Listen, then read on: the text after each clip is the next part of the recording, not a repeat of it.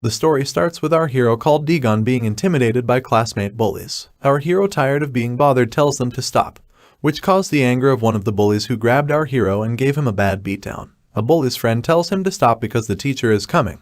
He informed him too late though, because he caught them immediately. Dagon thought he would help him, but the teacher acts like a Burke who saw nothing, asking them to stop playing and take a seat to start the class. During the class, the bullies start putting sticky notes on our hero's back that said, "I don't have a mom." Dagon, who was devastated, had thoughts about none would help him. Finally, the class ends and the break starts. Then a bully who enters into the classroom sees the note in the back of our hero, and feeling some empathy for him, then takes the other guy who attacked the boy first and beats him up. Dagon felt shocked that someone helped him, and realized he was a total loser. So he chose to become stronger and started to train every day in the Saitama style, and months later the results of his hard work started to show. He began to hunt down the bullies of his class, but he ended to collapse and abandoning the school because of that. So he started to work part-time at a store and getting prepared for his exam. In a scenario change, we got introduced to a woman who talks about the violence at schools, and says that even when some ijime, which means bullies, get reprimanded, they won't stop, and the best way to solve it is to attack fire with fire. For this, a secretly placed bully would be get in charge of putting others in order, and the name of this project would be Ijime in charge of Ijime. Now back with Dagon, who was at the store at the time, studying for the exam. A big guy with tattoos enters in the store with his girlfriend to buy beer packs and cigarettes. But Dagon knows he's a high school student, and as a good citizen he asks him for his ID card. So the guy acts like dumb, telling the old story about leaving it at home. Our hero is not stupid, so he says he cannot sell that stuff to the guy, as this one starts to throw the money. Dagon asks if he doesn't understand that he's not selling anything, and the furious guy takes our hero from the shirt. Just when the store's owner comes out and tells Dagon to solve the things with the guy outside. Now out of the store, the guy has Dagon cornered to the wall and asks him if he wants to get beat up. Time when Dagon tells him that he has 3 seconds to release him. And the guy's girlfriend starts laughing, so the furious guy tries to smack him down, but Dagon with a single hit cuts his lights. The scared girl helps her boyfriend, and the guy finally wakes up and notices that Dagon is like nothing happened. The wacko tells his girl to call his mates to teach Dagon a lesson, and the girl runs to call them while the guy starts saying stuff and threatening him to make some time before they arrive. But Dagon, now tired of foolishness, takes him from the neck, and the guy in pain just falls on his knees. When his pals arrive, they start laughing at him, and a fat guy appears trying to hit our hero, but Dagon gives him such a sick smack that puts him on the ground unconscious. Crazy hits start to rain then, and the last guy remaining was a bald guy who recognizes our hero and asks him if he's the Dagon who went to school with him. Knowing he was the leader of the Henshin Zone, he just asks him for pardon, when our hero advises them that if they come back to annoy at the store, he will kill them. Dagon, who is now walking home, bumps into the girl of the foundation, where she introduces herself and tells everything about the project to our hero, inviting him to join it, but then Dagon tells her it's a complete stupidity. But the woman tells back that she's been investigating him and that he's the most suitable person for the job and that he's more desperate than anyone else. The director whispers in his ear that with the project he could fix the mistakes of his past. Time when Dagon thinks about it again and finally accepts the deal. In the next scene, we see our hero at school introducing himself to his new classmates, and the girls fall for him. The bullies of the class get jealous and already have him in sight. Dagon sits and says hi to the guy aside who's called Kim Minso and chat for a bit, but get interrupted by a fat guy called Hujon who hits Minso in the head and tells him to go for his sandwich, cause he was now the new errand boy since his friend had left the school. But Minso refuses since the class is about to start, and the furious Hujon starts beating him while Dagon watches how Minso is hidden, wanting to help, but he remembers that he's unable because of the rules of the project. Hujon asks Dagon if he wants to go with Minso, which Dagon replies saying that one errand boy is enough, asking him for the money. Hujon grabs Dagon from the head saying that he has to pay with his own money, and if he doesn't have parents to give him some. Dagon immediately hits Hujon and says the stupid rules don't matter because punches are the king of the school. Everyone is stunned by the beatdown Dagon just gave to Hujon, when Hongmin comes up cursing our already mad hero furiously, and Dagon just beats him up. We see our hero saying after a while if a sandwich was so tasty to end like this, and Hujon asks if he feels the boss for beating them, but that he wasn't the class leader. And right after Manjo, the class 1 leader, arrives and tells our hero that he made a big fuss on his first school day. Manjo says he won't fight, but Dagon, with the fighting experience he has, sees that Manjo has a surprise attack posture, saying that it's good manners to say his name. Just when our hero was about to answer, Manjo tries to kick him in the crotch, but it's a catch because Manjo strikes him with a punch in the face. Dagon rapidly learns his attack pattern, which consists in confusing the adversary, and once he's tired just finishes him with a punch that knocks him out. The next scene, we can see the director of the project watching the teacher's room waiting to see how our hero's doing on his first day, and we see a girl called Ina watching the director while she goes questioning why is she there. Back with Dagon, we see he's threatening Manjo and his friends that if they annoy anyone again he will destroy them. As soon as Manjo was defeated, the whisper ran to the other classes, in which were shown some guys watching the video of Manjo's beatdown, and we get introduced to the Class 3 leader called Sinsango, who is anxious for meeting our hero. The second day of school starts and we see Digon striving on his studying to have a new life type, while we now see Manjo and his folks talking about the other class leaders that will come to fight without Hero because he was now the Class 1 leader. And then the leader of Class 2 gets into the classroom, a guy called Kim Yong-young, who starts laughing at Manjo for being defeated, and Manjo, who is mad, gets up to fight, but he's interrupted by Digon, who says they're making noise and not letting him study. The leader of Class 2 goes for Digon to annoy him, but Digon takes his hand and presses it so hard that Kim starts to cry and then tries to hit him, but Digon knocks him out with a single punch and with a sadistic face tells everyone to leave. Some minutes later, the leader of Class 3 called Sinsango goes where Digon is, and after a long chat challenges him to a fight with him after school. After a while we see Digon and Minso sitting at the dining hall. While eating, they're observed by everyone, where Manjo and his mates take seat with our hero. During the meal, Manjo tells Digon to be careful with Sinsango because he already have fought him, and he was giving a beatdown, but when he thought everything was over, Sinsango applied the dishonorable move of destroying his nuts, after which Sinsango accepted the defeat, but without it he would be massacred. A bit later, some Insango's henchmen start provocating our hero, and just when he was mad enough to beat them, he remembers a conversation with the director in which she said that if he does a good job he would receive great benefits, and remembers that the rules of the project are not just to keep them under control but also to still stand, and he would be kicked out to his previous lifestyle with the littlest problem. So Digon prefers to not get in trouble and frees the guy leaving the dining hall in a bad mood to take some fresh air, but then runs into the same previous guy and knowing them alone takes him from the neck. But just before mushing him, the guy tells him the rule of not beating other classes members before defeating the class leader. Anyways, Digon doesn't matter and mushes him before telling him to carry him to Sinsango's. The guy explains he's having fun with his custom boxing bags, but our hero is guessing that he's actually beating other students, so he runs to Class 3, where finds Sinsango punching weak students, and now full of anger, Digon tells him to not attack so weak people but strong ones, and then he starts beating up Sinsango's friends to be in the same condition. After thrashing them, Sinsango realizes our hero's not a common person, and asks others to move the tables to have better space for fighting, when the fight news spread out and everyone's going to see it. When the fight finally starts, Sinsango starts throwing jabs and hook strikes to our hero without success, who rapidly learns his pattern and after throws a direct punch so powerful that Sinsango can barely block. Rapidly starts attacking with direct hits and low kicks that he can barely resist. A change of scenario let us see a camera that nothing more than the Foundation's president was observing with. Sinsango, who was already weak for the pain in one of his legs, wasn't able to attack anymore, so he got cornered and beaten like a boxing bag by Digon and falls to the floor, defeated and humiliated. One of his friends tells that Sinsango doesn't go to competitions because he doesn't like to get hit and just feels stronger by beating weak people. Finally, Sinsango admits the defeat and everyone shocked by the beat one recognize that Digon is very strong. In a room watching the cameras there are Director Lai and the President, who says that he likes our hero but also tells Director Lai to remove the rules, and she asks why, but he replies that our hero is like a cat and needs to be a little more free, so that's in her hands. In other scene we're shown the other class leaders, Pak Do-him of Class 4, Lai Sun-gal of Class 9, Yuji Seok of Class 5 and Bongwon of Class 6. Now back with our hero. He's getting out of class with Manjo and his friends, where they tell him to be careful with the other classes because they see him as a threat for have taken 3 of them.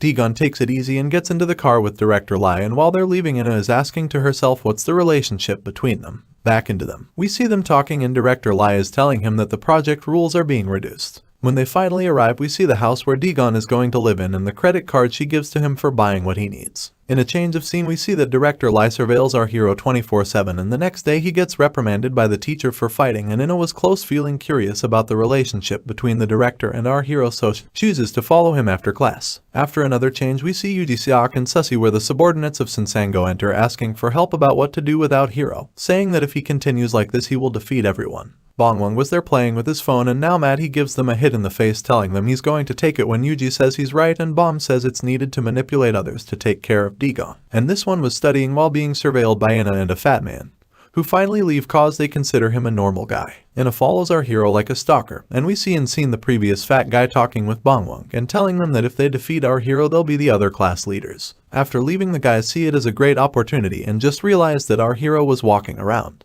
They follow him but Digon notices and tries to lose them. But Ina, who is following him, is seen by the fat guy, and after telling the others to keep going she's caught thinking she was in love, but not scared she sprays pepper gas to his eyes, and as he screams in pain the others arrive and surround Ina. But just like a hairy chest macho, Digon comes to defend her, but before fighting he tells them to go to a quieter place. While going to the place they run into a couple guys from Bonjeon Technical High School called Junman and Cha Jinwo, who told them to get out, after what the fat says they're Bongwon's subordinates, and since they both knew Bongwon they leave. Ina, who is leaving, is told that she can't by the fat guy. D-Gun tells him to let go but the fat Yanjin says no. She was feeling curious about the hero so she stays to watch the fight. Yanjin, feeling macho and believing they four could win, starts joking, blowing cigarette smoke to his face, where the hero, now furious, takes his face and drops him unconscious to the ground, defeating the other ones right after. In another scene, Yuji, Seok and Bongwon were at a cyber cafe where they get a call from the guys of the other school telling them that the whole group was defeated, and later when Yanjin wakes up, our hero asks him who sent them for him and if it was Bongwon because he heard his name when the fat was talking with the guys of the other school. And Yanjin refuses to answer because he's afraid of being beaten, but finally he tells the truth since he's more afraid of D-Gun now. In a left-right later, and D-Gun tells Yanjin to bring the bastard Bongwon.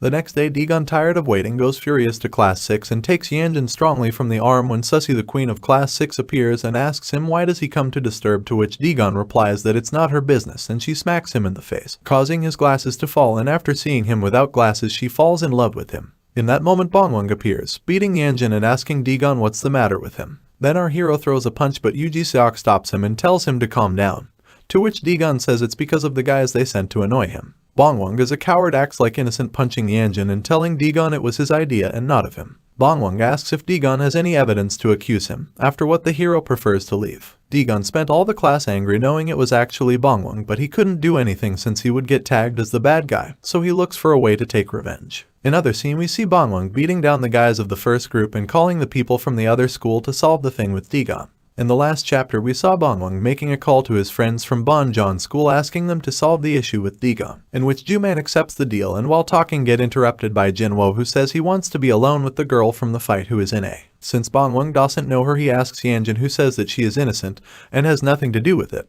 But Bongwon doesn't give a fart and tells him just to bring her with Cha Jinwo. Yanjin is against it and says she's from Class 9 where the leader is Lee Sun-gal, but Bongwon tells him to not worry about since he's a nerd who he could finish anytime and to just care about bringing in A and D-Gun. After that, we see Yanjin begging for pardon to D-Gun, and we can also see Manjo and his folks talking about what a legend our hero is for beating 4 guys at a time and that they want to be his friends. D-Gun, feeling a little bad for the beat-up that Bongwon gave to Yanjin, and tells him to say sorry to Ina, to which says yes and also invites him to go eat tteokbokki as an apology.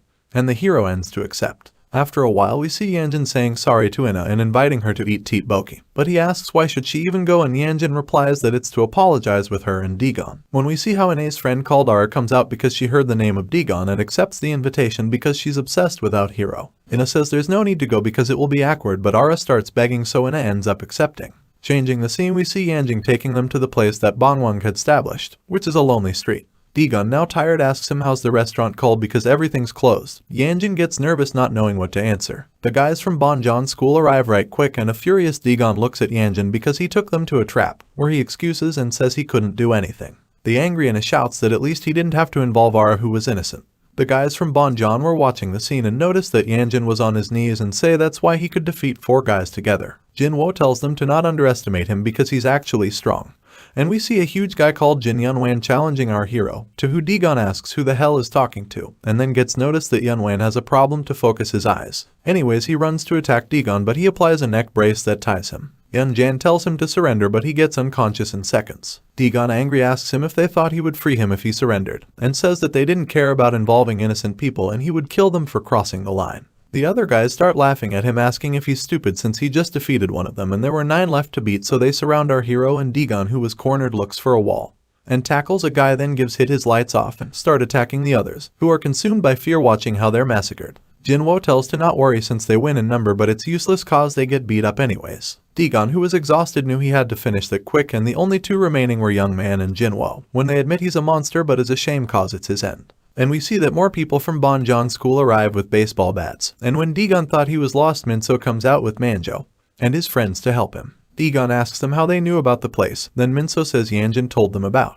The young man gets furious for being betrayed and says he's telling Bongwon, but Yanjin Mo, now tired to be treated like crap, says he doesn't give a fart and joins our hero. D-Gun thanks them for the gesture but says they are less in number and the guys even bring weapons, just when Daddy Manjo tells to not worry because they came armed as well. The fight finally starts, and the first to attack is Daddy Manjo, who makes butter of a guy. Combat win, which the scene becomes a camp battle with bangs raining all over, and Jinwo watching how they're massacred. Our hero asks, when are they starting? Young Man tackles but he's stopped by Dagon, during which this one attempts to hit but gets kicked by Jinwoo, and Young Man takes the chance to grab him behind and apply a back suplex, but Dagon grabs hardly the wall, stopping the suplex and trying to escape the braces, and finally gets free, but trying to throw a punch he's stopped by a Jinwoo's kick that he has to avoid, now tired because he can only defend. But he learns his pattern using that and chooses to better attack Jinwoo, who is beat up and finally knocked out. Then the last guy to defeat was Young Man, who knows himself defeated but tackles, although he gets stopped by a Dagon's punch in the face, who also tackles him and hits simultaneously. When we see Young Man giving up for the pain caused by the attacks, but Dagon, who is furious with them for involving innocents, keeps smashing him, and finally tells them to get out of there and never cause trouble again.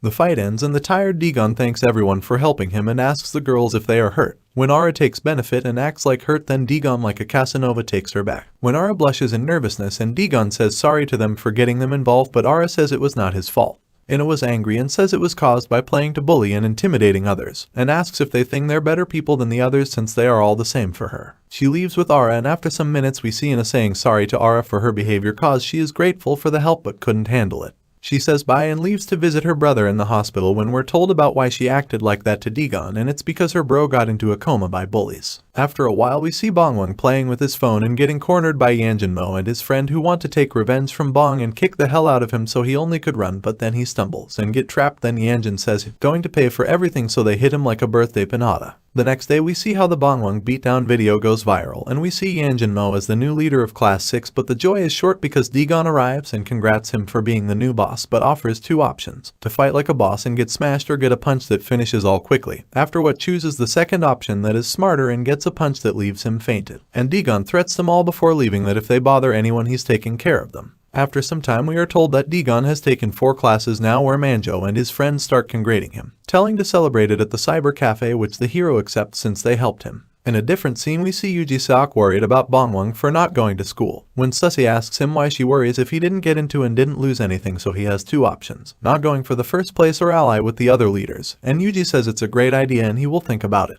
After that we see Dagon checking on the other classes to keep them under control, and we see that Sussy is mad because she called the hero up. So she feels humiliated and convinces Yuji to ally with the other leaders, to what Yuji agrees, and ends meeting with the other class leaders, who refuse because of several different reasons. The leader of Class 7, Go Songhwa, says it's natural that the strongest reigns. The leader of Class 4, Park Tohim, is a guy who only wants to make money and doesn't want to share the benefits. The leader of Class 8, Kyoakto Sik, asks Yuji how he thought that his plan of allegiance would work, when Yuji got angry and was going to hit him, but Lasungong tells them a story they never heard from him. The next day we see Park Tohim gambling and getting crazy for his bad luck and losing that much money, smacking hardly the bald guy, telling him to get up and play again, who surrenders, and Park Tohim tells him with anger that all the money belongs to him for retiring during the game. After what he leaves mad and texting somebody now. Later we see Sussy asking Yuji Seok how was the meeting, and he answers that they will only watch over the hero, and we see that what Lasun said was that it's better to take care of Dagon after the fundraising, that it was the way he became the leader of Class 9, and also the reason why Park Tohim and Go Sunhwa declined the offer, since they're more interested in getting the money of the next fundraising event.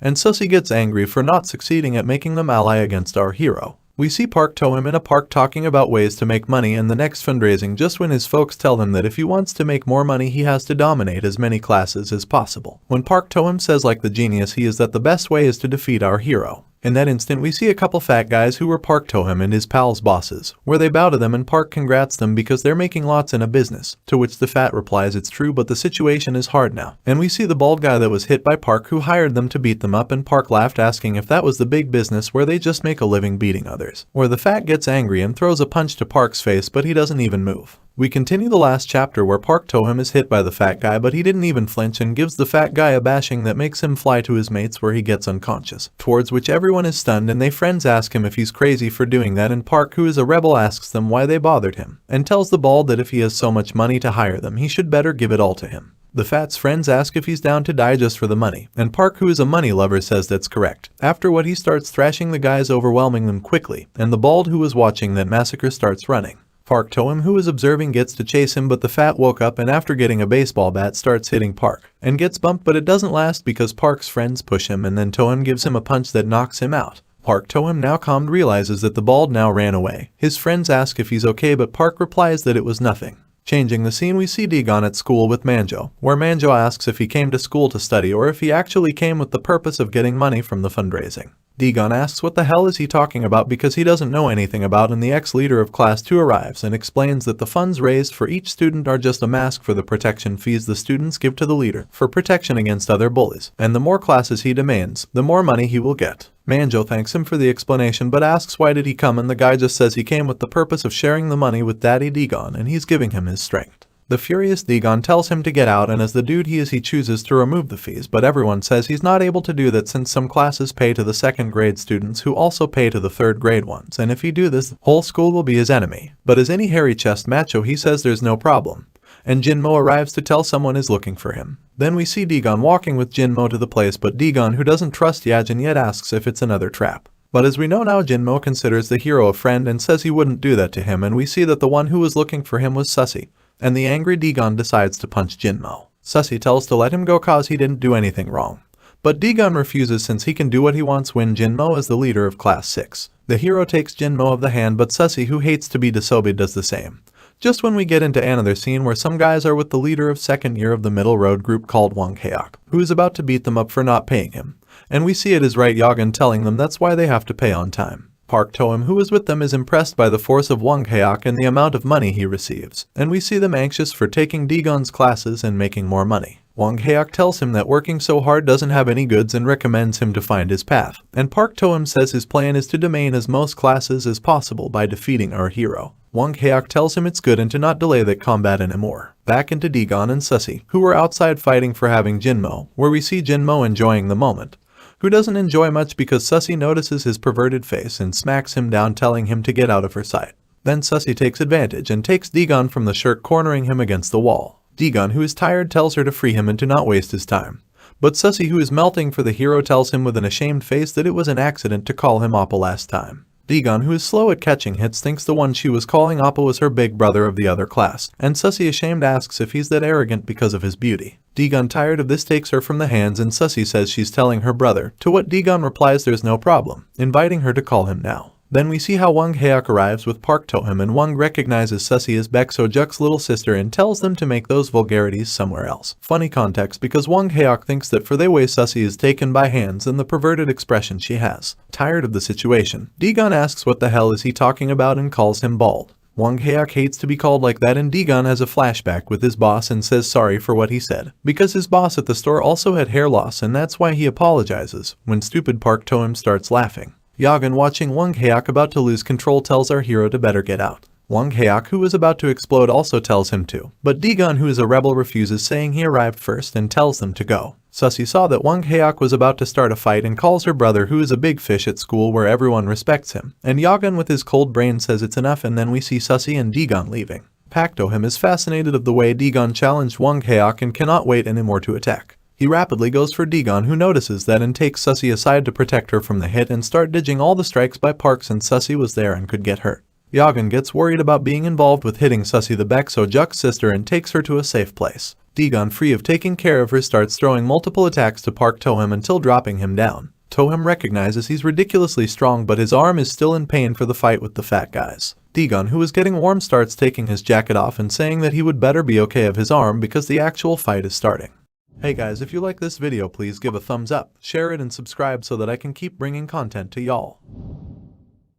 On the last video, Dijin was walking with Baek Suzy, the high school queen, when Dajin came out of the blue and started fighting with him, simply because he wanted to. Dijin, sarcastically, asked him if his arms were okay, because from the last fight with the gangsters his arms had serious injuries. Then he began to take out his clothes, getting ready to fight, but when he turned, there were a lot of people looking at him, mainly girls. With that many people around, he couldn't just fight like that, since he had to play the good guy in front of everyone. Dajin, also seeing that, made out some excuses and left the place, what made the bald guy of the gang say it's a shame they wouldn't fight, and got aggressive. But his partner stopped him, saying it wasn't worth it to fight with such a crowd, and then they both leave, leaving Dijin and Baek Suzy alone again. She gets mad at Dijin and questioned him how he would fight both of the leaders of the second year at the same time, that it was too dangerous, because even though he was now so strong he wasn't an equal to the second or third year's leaders. Then she thanked him for saving her when those boys appeared out of nowhere, since he grabbed her from her waist to avoid she got hurt. Also, we see that, when she called his brother, she was actually pretending to call him in order to save the protagonist, to what he said he actually wanted to meet him. But she said he didn't have to think about that because there were some issues to be solved,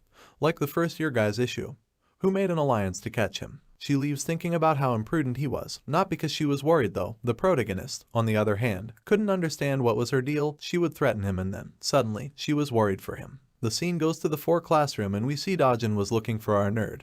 Turned out he liked him for how he fight. But even so, his money worries were bigger, so then he asked the president of the classroom his address, because he would make some money out of him. But the president said that they had to collect the money of the classroom next week. Even his friend warned him that if he did so, he would get in trouble. But he doesn't care and asked the president to play rock, paper, scissors to decide. He lost the first one but won the second, and also took the opportunity to punch the president a little, and then they continue playing. Sadly for the president. Meanwhile, Daejeon is walking on the school thinking he would have loved punching one of the guys of the gang. But that anyway he would have to fight against Baek Soo-hyuk soon.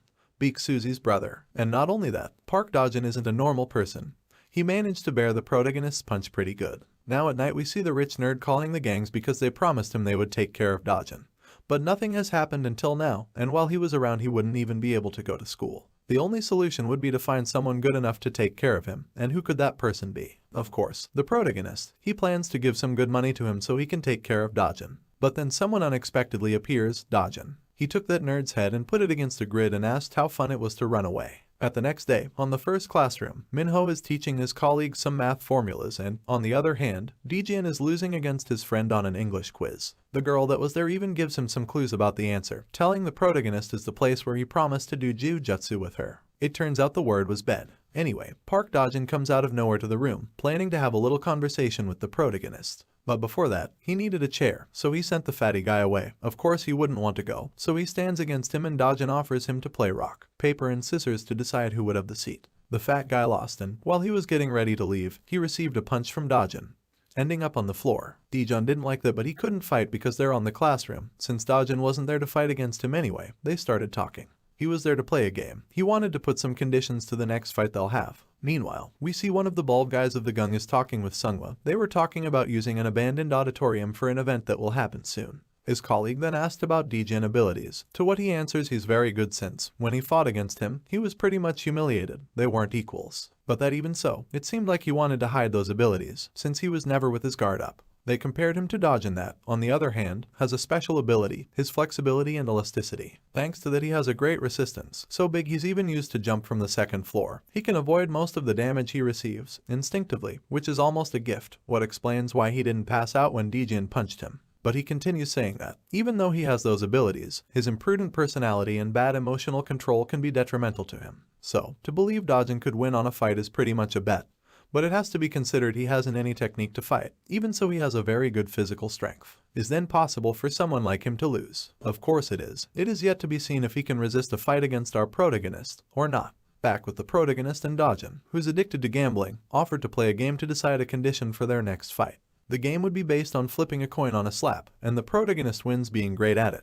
Dojin asks for another chance and the protagonist decides to pretend Dojin won instead of having to play again. But he refuses to do that because, even though he's very bad at gambling, he has his honor. But, since he was there to force the protagonist to accept his conditions, he ended up accepting that offer and saying he better not regret it later and set the fight for next Friday. Minho wonders if it'll be okay to accept his conditions, since it could be a trap or something.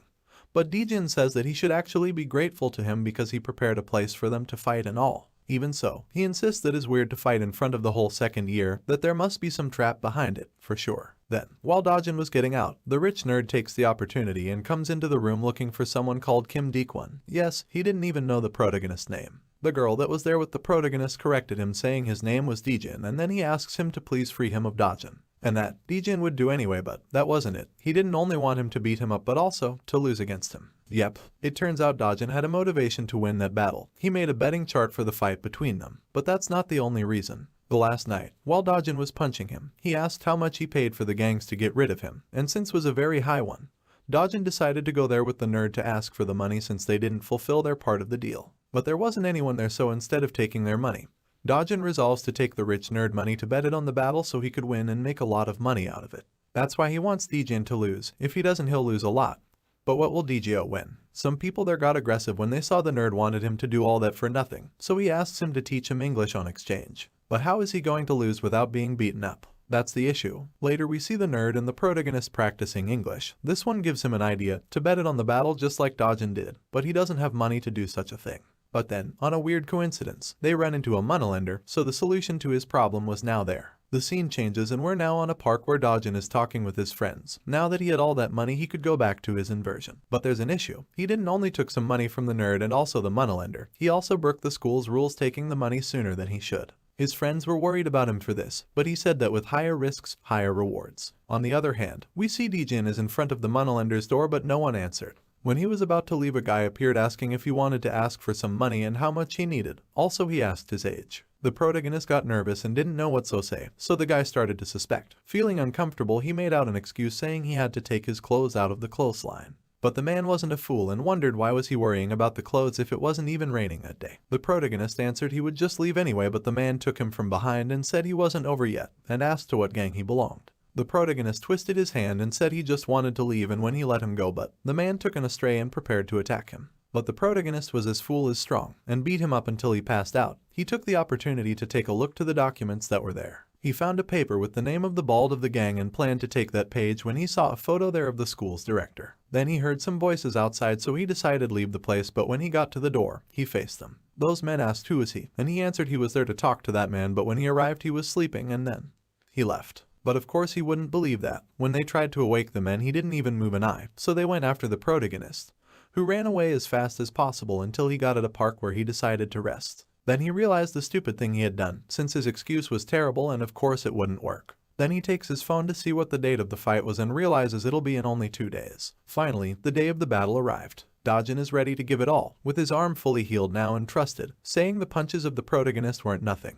Dojin's army are there too, the guys we saw in the park and also the rich nerd. They're all at the abandoned auditorium of the school where a man makes money out of students' fights. They arrived kind of soon since they were still preparing everything for the battle, so Dojin plans to warm up with the rich boy, but since that would probably make him passed out before the fight started, he resolves not to. Then the guys from the second year arrived and they all wonder where the protagonist is. Dojin was getting there with his entire group and one of his friends had a bag full of different kind of weapons. He asked him what he was doing with all that. The blonde guy of his group interrupted them, saying he had some information about how Dojin attacks and all, but the protagonist said he already knew about that he discovered it on the coins game. Then, something came up and the group would have to go there without the protagonist. Imagine them trying to explain that Dojin would be late to all of that, angry and ready to fight guys. Dojin wondered if he ran away because he was afraid, making the mood tense, but one of the bald of the gang said they could wait, that unforeseen could happen. Meanwhile, we see all of the gang's main characters were there, the number 3 Ejil, number 4 Du Sang-soo and the number 5 Kim Samuel. Then the guys from the second year arrived, the gang of the Fair Ties and his leader, Ma Kai-sok. He asked why all of that organization if it was only a fight between 2 freshmen, and a brave nerd said that Dojin wasn't any freshman.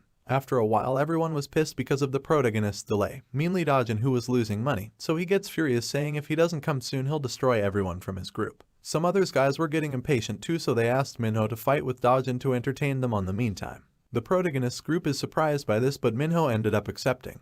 But some other guy said that can't be, because Dojin can't waste his energy, and while they were discussing, someone finally arrived. Dojin turned full of fury, but it turned up it was an useless blonde boy that came to say something about not bet on Dojin. What just made him got even angrier, so he started attacking that guy. He first punched his stomach and then took his head, leaving him on the floor to kick his head after that. Everyone is in shock because of that, but the veterans are actually having fun, at least some of them came out happy of that. We see the protagonist was so late because he went to the moneylender's place to take those photos he saw the last time, and since he had to take care of the men of that house, it took him longer than expected. Back to the gym, we see Dojin ended with the blonde boy, but even so, he needed a lot more to really warm up. And finally, someone arrived. The protagonist was back. Dojin openly smiled with his arrival. And not only him but also his friends and the brave nerd from before. He apologized for the delay, and when he saw what he had done to that boy, he said he probably warmed up enough already. Then he threw his jacket to Dojin's face and beat up all of his friends within seconds. Everyone was surprised for this because they have never seen something like that before. Even Dojin got kind of scared. Dojin said that, since he got so delayed he had time to punch his friends. He would give the show everyone deserved and expected. Everyone watching said that this fight would be like a first look to how the fight for the top one of the first year's students will be, that if Dojin manages to survive, since Dojin is furious. The bald of the gang asked to take the bodies of Dojin's friends away because they'll be a burden for the battle. Dojin started talking with Dojin, saying he's an asshole but he likes him anyway. He explained he was like his toys he used to love so much he ended up destroying all of them. And after saying that he prepares to fight, he threw himself against the protagonist and started attacking him a lot, but Dojin dodged all of the punches, leaving him in shock. And there is an explanation for this. Minho explained, while watching the battle, that Dijon was only swinging his arms against him, and that the protagonist could have ended the fight a long time ago. Then the brave nerd from before joined the conversation and mentioned that maybe he was analyzing Dijon's punches because, as he remembers, on the fights 1-against-1 he saw of him, he always used to focus on dodging at the beginning, no matter who it was his opponent, and that after analyzing his enemy, the real fight would begin. Back to the battle. We see Dijon dodged one last punch and then he punched Dijon's chest, and after unbalancing him, he destroyed his face, leaving him on the floor. Dijon rejoined the battle, but now Dijon wouldn't let him attack.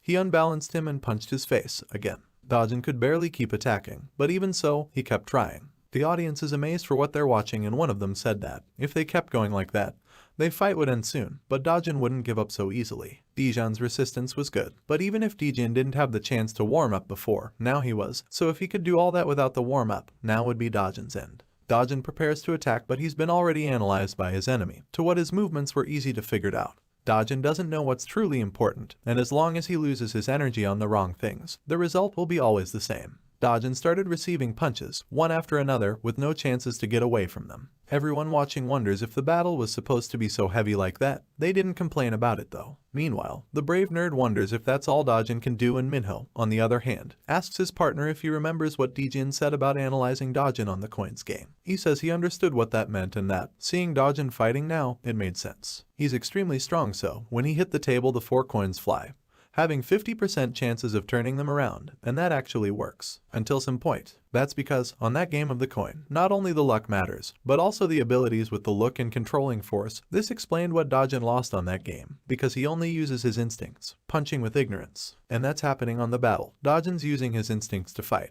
He doesn't analyze his opponent or anything, he only moves his arms from one place to another, waiting one of the punches will succeed. Even so, he is strong enough to win against someone with a good technique.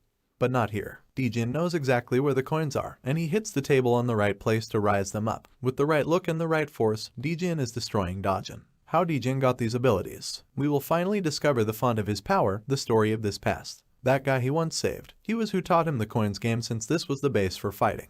He taught him the position where he'd have to punch, the force applied, and everything. He taught everything the little Dijon needed to become the monster he is now. Back to the battle. We see how he tries and tries, but, unhappily, he's nothing compared to the protagonist. Some of the watchers wonder if it is valid to make bets on a fight like that, since Dijon couldn't even punch him once. And it is true. Dijon is strong, but Dijon is way stronger than he is, thanks to his resistance. The fight is great to see, but it's not so possible for Dijon to win. He's wondering why his punches can't connect. Dijon then asks him if he really liked him, because before he said he did, like he used to like his toys. Meanwhile, Beak Susie's hanging out with his friends when he heard, from the leader of the 5 classroom, that the protagonist was fighting at the school with all of the second year watching, to what she abruptly stands up to go there. The guy wonders why she's going there, and another boy there says that is clearly because she likes him. While Beak Susie is on her way there, she's thinking about how imprudent the protagonist is being, because acting so imprudent in front of the second year could be his end. These thoughts made her drop her umbrella in the middle of the rain to start running and get there faster. What she didn't know is that Dijon is far away from being in danger, not Dijon's case. This one was now punching his own face, making everyone think he got crazy, but the rich nerd explains that he's just checking his force, that on the coins game he did the same thing when he lost. When Dijon saw him doing that, he asked him if he was okay, and he answered he can't understand why he's the only one who's being punched, because, on the coins game, the coins wouldn't turn all at the same time, but some of them would do it. Now, no matter how he punched, he couldn't punch him. He tries again, throwing himself against the protagonist to give him a mortal punch, but it doesn't work because Dijon kicks him to the floor. He stands up and tries again, but it doesn't work again. He kept trying, but the results were always the same. He would end up on the floor. Dijon punched him and Dijon saw an opening, so he tried to punch his face. He almost did it, but it wasn't enough. Dijon letting him on the floor again, this time with blood coming out of his mouth. He's now kind of unconscious and dreams. On his dreams, he's trying to hit a book on the table, but he can't do it, no matter what. Then the protagonist appears and says he'll help him to hit it. He takes his head and hits the table with it. Of course, this also happened on reality, where Dijon hit Dijon's face on the floor. After this, the protagonist says he finally warmed up, which means a lot it's about to happen to the group watching there. The scene changes to some Dijon's memories where he's at the gym using his phone. A professor came to him to complain about it, because while everyone was training he was using his phone. But he doesn't care, because he's on the investments website and trusted. He says he could destroy everyone there easily and with no training. The professor tells him that to invest without knowing anything was too risky, but Dijon trusted his intuition a lot, and mad with these commentaries, he called his professor to fight. Dijon could win against everyone, even with no technique. He was better than anyone, and having no technique, He would resolve everything with force and it used to work. It had to work. When Dijin is about to go fight with some of the gang's group, Dajin suddenly stands up, with his face full of blood, saying the fight is just beginning. Everyone is surprised because, even after all the punches he received, he's still standing. Dijin tells him to shut up and to first clean his face before talking to him. Dajin now knows what he couldn't punch him. It's because he read his attack's pattern, so now he will attack faster than Dijin's thoughts. The bald of the gang see that, indeed, the fight will begin just now. That's because, normally, the body limits its own capacity to avoid lesions, but once it gets to its limit can free speed and force to get to survive, exceeding its own limits. On this context, if Dajin's emotions concentrated only on winning, he could easily exceed his limits. Dajin throws himself against Dijin again, with all his forces, but Dijin stopped him, punching his face against the floor. No one saw that coming. They all thought Dajin could now give some good fight, but it wasn't the case. The bald said that kind of thing, where the weak get stronger out of the blue, would only happen on fiction. After this, Dijin talks to everyone saying they couldn't ask for any money from the collection because they're not gangsters as they think. They're only students, so they won't be more money out of the bet, and whoever went against this will end up like Dajin, or even worse. The bald king says Dijin doesn't know not even the half of the details of the big bet, that he may have heard a side of the story, but that there was a lot more in the middle. He said the bet helps students to have emotional stability, but Dijin doesn't care about that, and tells him to fight him if he doesn't agree with what he said, that he would punch him until his hair started growing. Everyone can't believe what he's saying because he's only from the first year, so they send him to shut up. And the leader of the fair ties says today's children don't have good manners, and that he can't take the money of the collect because of school's rules. But, since it's hard to explain with words, he'll show him fighting. Everyone gets up to teach him a lesson, that he can't just say silly things like that. Seeing this, Minho gets ready to help, but Dijin didn't need help. He defended himself with great attacks, destroying all of them at once. He was showing them who was the real king of the school. He has beaten almost the half of them already, when one of them suddenly took a chair to go against him, and when Minho was about to help someone came out of death, Dajin. He punched that guy's face, making everyone mad, sign he was going against his own friends, but he doesn't care and keeps punching all of them, who were attacking the protagonist. Dajin says he doesn't understand what happened, but that now, his body was extremely light, so he goes to attack Dijin with no fear, but with only one punch, Dijin counterattack and let him on the floor, again. Finally, Dajin passed out, so the fight with him was over, now he will be next. Meanwhile, we see there are some guys burning things, the photos of the president and the gangster, and between those photos, there's one of Dijin. Then, we see a guy very alike to Dijin take his picture for himself. Would be maybe his brother. Back to the school. We see everyone is amazed for how Dijin destroyed Dajin. The protagonist ordered one of his friends to take Dajin away. Meanwhile, someone starts shaking and sweating and saying something about someone called Astrora. It was the bald of the gang, and his friend doesn't understand what's going on with him, but then he remembers. They met someone for the first time that drank a jar of whey all at once, as it was water and got some different powers. He kept repeating Astrora until his friend slapped his face to bring him back, but it wouldn't really work. He was in shock. Because if before he has seen Astroa, he can't now see nothing else because the levels of Astroa weren't enough to get to Dijin's feats. While Dijin is there with everyone, Beak Suzy is running as fast as possible under the rain to get there, worried about him. But she doesn't know she's worried for nothing, because he destroyed everyone. After leaving the first group on the floor, he asked who will be next, but no one answers, so he chooses himself. He was about to do it when the director of the project calls him and asks what he's doing and where he is. He answers he's working on the project, but the director says that from now on, he'll do everything she ordered him to, and gives him his first order that's not revealed to us, and says she'll call later. We see she's really mad because he went to Ryosol's office or something like that. Because of her, Dijin would have to leave the fight sooner than he wished to and leaves, not before warning them that whoever who took the money of the school's collect scheduled for next week, he will find them and have no mercy on them. When he's leaving, he finds Beak Suzy on the door, who was worried, and when she sees him, she asks him how is he okay, that it wasn't possible. When looks around behind him, she sees all of the bodies on the floor and wonders how is that possible. He ignores her questions and gives her his clothes because she's all wet. While he puts his jacket around her, she can almost imagine themselves getting married. She's all in love with him already. Then they leave and the leader of the fair ties, seeing them, wonders if they have some kind of relationship, and the brave nerd says that they could use their relationship to make Beak Suzy's brother fight with Dijin. On the other hand, the protagonist was walking with his group when the rich nerd comes to him and says he's extremely happy for how Dajin ended up and that it was worth it to spend all of his money with the protagonist. Then, the group wonders if they all there. It turns out they forgot the blonde boy there, who ended up beaten on the floor at the auditorium. Dijin realizes this and send them to look for him while he leaves because he has some things to do. Then we see that the chief of the gang arrived to the place where there were some people burning the pictures, saying they can't just rummage on others' life. The suspicious guy, the one that looks like the protagonist, says it was a personal issue for him, and then he leaves. In the meantime, Dijin was on the phone, searching for information about a guy who was sending him pictures of himself, kind of like a stalker, but even looking everywhere he can't find anything about him. Then he got into a room full of men who asked who he was, but he doesn't answer. One of them was about to punch him, so Dijin hit him against the wall. The rest of the men, surprised, prepared to fight, but then someone appears saying that guy, Dijin, was extremely dangerous. The men can't believe that because he seems like a normal student, but he says the danger was not on him but on himself, the one who's talking. It turned out, that guy similar to the protagonist was Park Hee-jun, the one who saved the protagonist in the past. They started talking and Park Hee-jun confessed he's the one who sent him the picture and the address at his phone. But that when he got there everyone was on the floor. He reveals he was messing with some stuff he shouldn't, and there he found some information about the protagonist, but that he was the only one who knew, so it was okay. Dijin didn't trust in him a lot, but anyway, he said he wouldn't make more questions about it, and then Park Hee-jun says the director has something to do with it, so he shouldn't trust her. The protagonist says he doesn't want to mess around with that stuff anymore, that he wants a normal life to graduate and go to college. To this the boy asks if he's actually good studying.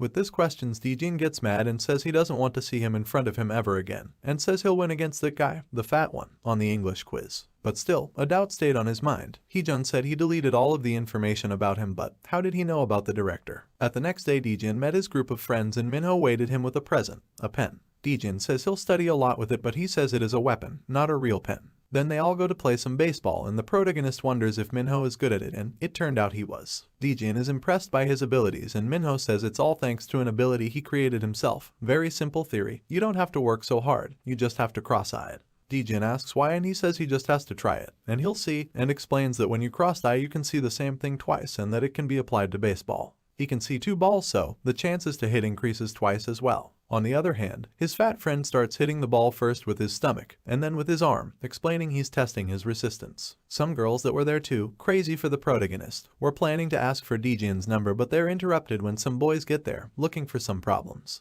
But when they got closer and saw Minho, they felt terrified for him, knowing he was dangerous. One of them even tried to confront him, but his friend, afraid, tried to calm him down. It didn't work though. He insisted on confronting Minho, so his friend explained to him how dangerous he was in the fights he's been before. Then Dijin appears and this friend makes his final decision and decides to leave the place immediately, knowing the stories told about him. Moreover, at night, Dajin was running away from the moneylender because he owed him a lot of money.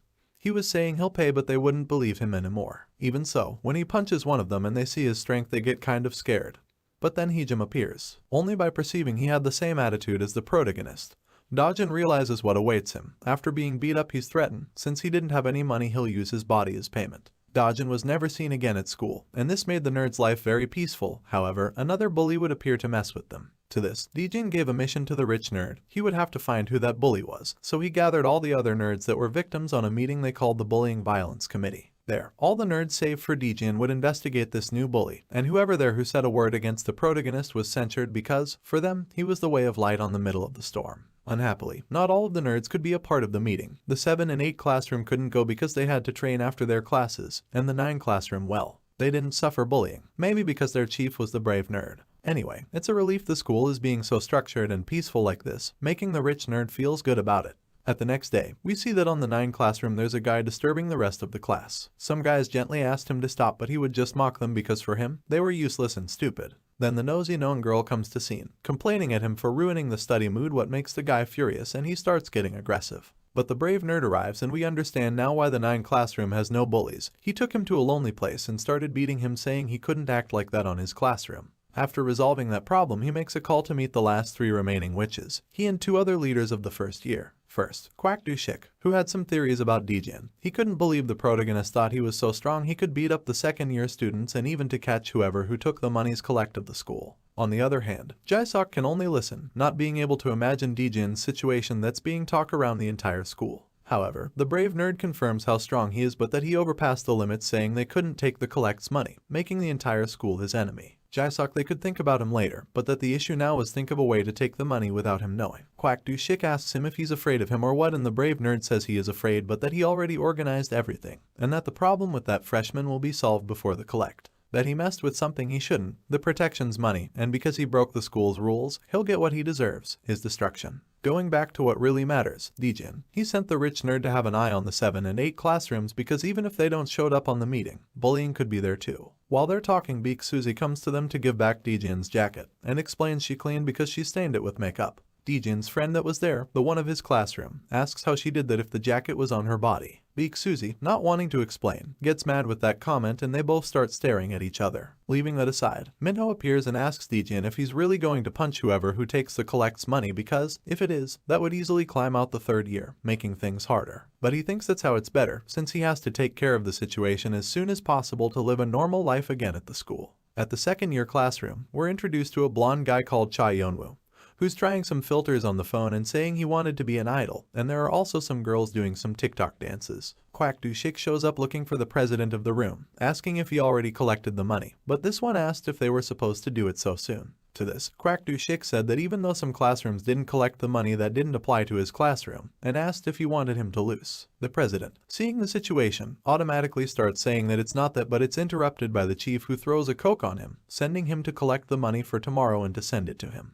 Meanwhile, Jae-sok is talking alone, saying that Kwak Do-shik didn't see what Dijin can do and that, for that, he's so trusted. But he knows none of them could defeat him, so he starts wondering what would happen if he collects the money, but anyway, if he doesn't collect it, he's still screwed. A girl interrupted his thoughts, coming at him to show him a very cool jacket, saying it would look great on him, but that it was too expensive. However, she says they'll collect the money anyway, so money won't be an issue. This was enough to convince him about collecting the money and see how it goes. On the other hand, someone comes to talk with the brave nerd to tell him that if he's too busy, he can collect the money for him, but the nerd won't to collect any money. He knows pretty well he'll lose against Dijin, so he betrayed his partners, letting them collect everything, while he cleaned his hands from everything. After this, we see the president of the 4 years classroom went to see the rich nerd, who is making the nerd's alliance because of the protagonist. The rich nerd has invited him before, but he rejected the invitation before because of Kwak Do-shik. But after this one forced him to take the money's collection, he decided to go see him. Meanwhile, we see Kwak Do-shik is talking on the phone with someone, telling him he's already sent the money of the big collect and everything, but that there is a problem, the new student, but that he would take care of him as fast as possible. Then the brave nerd comes to him and asks who he's talking to, but he ignored the questions and said he already made the collect and that he would take care of Dijin soon. Meanwhile, on the first year classroom, the president of the 4 year is telling the rich nerd that Kwak Do-shik collected the money, and then Dijin appears, and hearing that, he promises he'll beat him up. On the other hand, on the 8th classroom of the first year, there is this guy who wants to be an influencer, and the president of the 4 year with him, also some girls doing TikTok videos. The blonde guy asked the president which part of his face was prettier, and he answered all of them were. And then someone arrived, our protagonist, who was looking for Kwak Do-shik. The girls dancing saw him and asked him to do some videos with them, but then they're interrupted because the blonde guy is punching the president because he provoked him to, hoping Dijin would save him. But because the girls are filming, he can't go fight for him just like that. So he goes and tries to convince the blonde boy to stop, but the girls started insulting him, so he got aggressive and took Dijin from his shirt collar. So Dijin tells him to calm down because acting like that, he looked like he was desperate for women's attention, and takes his hands out of him doing a key, telling him that if he stops everything will be alright for him, and no one would come out hurt.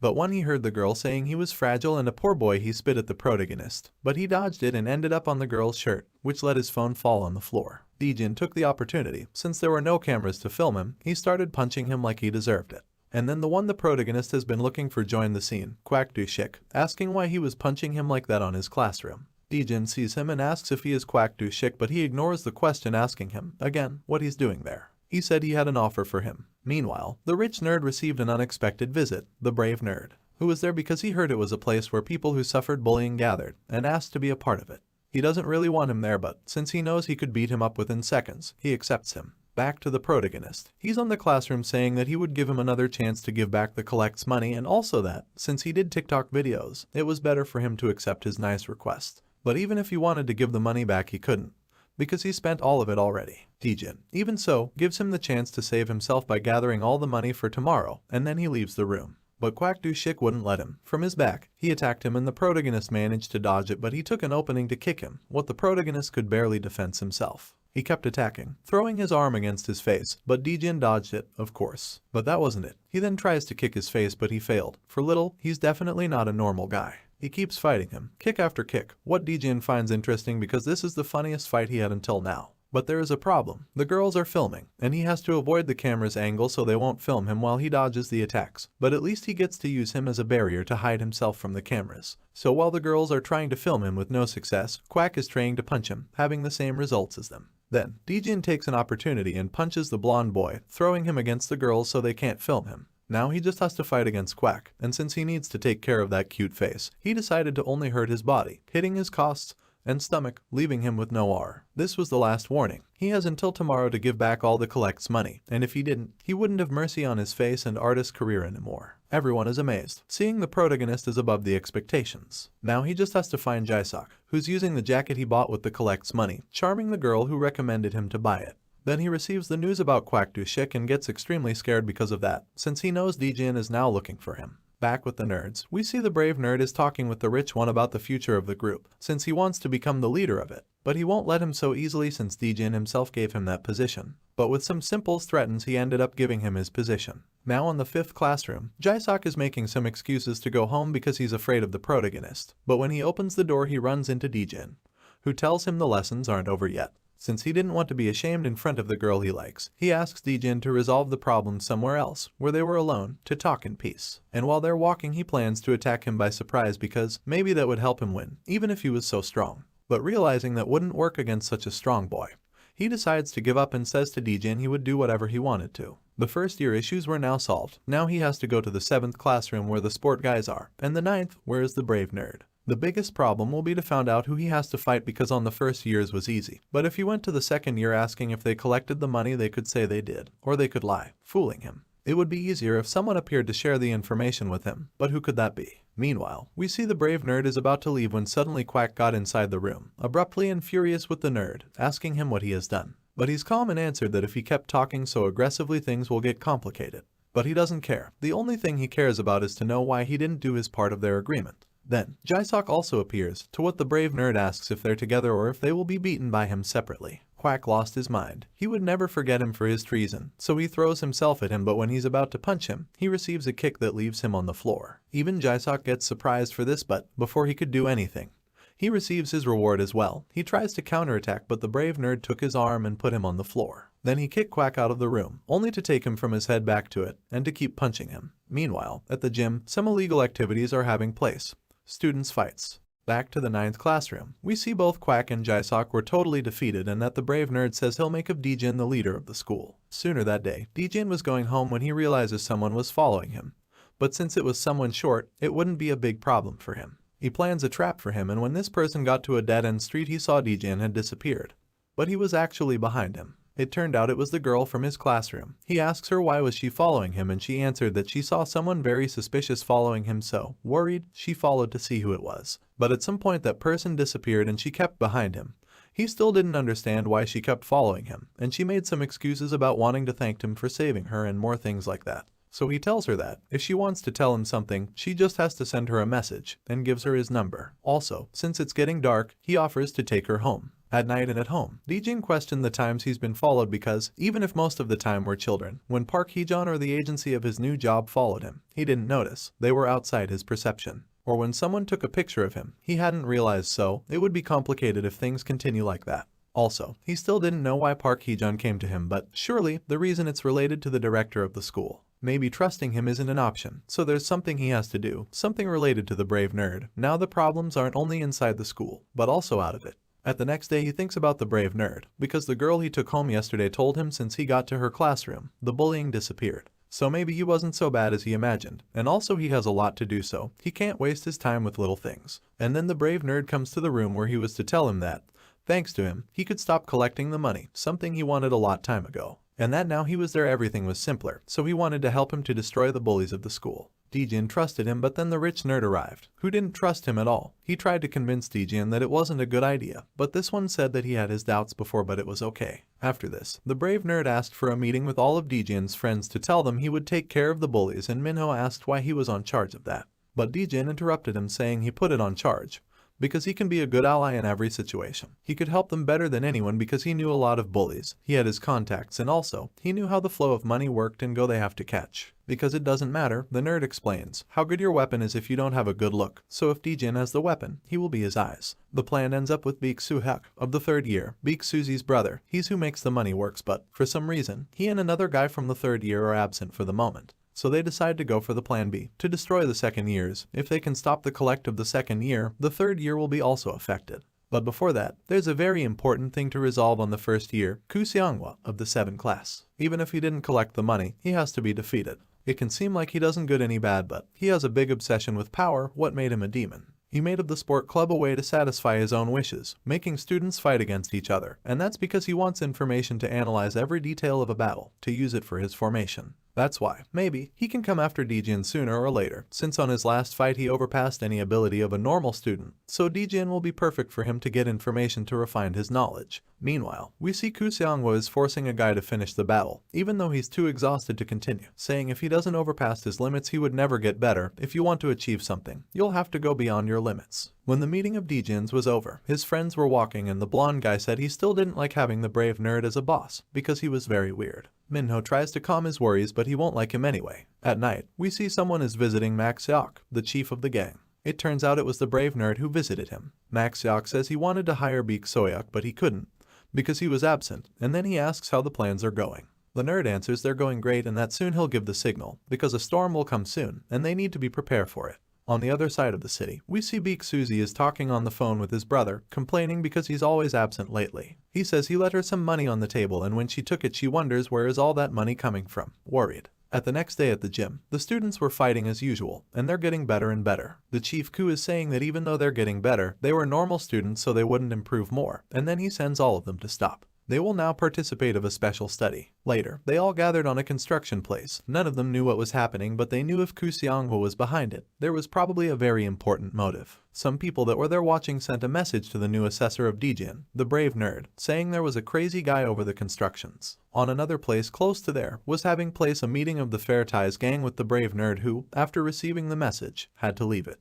Once out of it he called Dijin and told him to go to the constructions, and the rich nerd heard this and decided to tell Minho what happened. So Dijin's friends decide to stop playing and go there with Dijin. At night, the brave nerd comes to the construction place to look around and see what's going on there. Then he perceives something. There's a building with a great view. He concludes that place will be used to fight, so Xiangwo can use those fights for his studies. We see that, while the students are fighting, Xiangwo is watching everything with binoculars, studying the fights. When his assistant arrived and told him he planned everything, he let a guy come there to ask help to Dijin and everything. After a while, we see Dijin came there alone, on the phone talking with the brave nerd who said something came out so he'll be late but that the fight was happening on the last floor, and that it was dangerous so he should wait for him. Of course the brave nerd lied, because he was watching everything from a high building.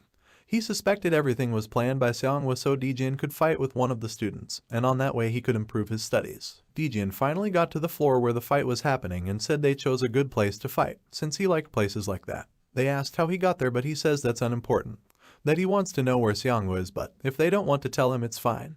He can destroy all of them to make him appear. What he doesn't know is Senagwa is doing all of that for his investigation. But to be truth, what is that investigation for? He explains that normal people can't reach their limits, so he selected some people for the fight he thinks are special. Only people with clear goals can become stronger. Who wants to become stronger will always overcome themselves more and more. To this, the assistant asks if being very strong isn't enough and he says that's not what he wants, because they're only sacrifices for Dijin. The important is the information he'll get watching him fight. Information about abilities and becoming stronger, that's all he wants and all he needs. Then, someone appears behind them, saying boo. He was there to watch as well because he was a boxer who was there to learn from Dijin mistakes and also his opponents.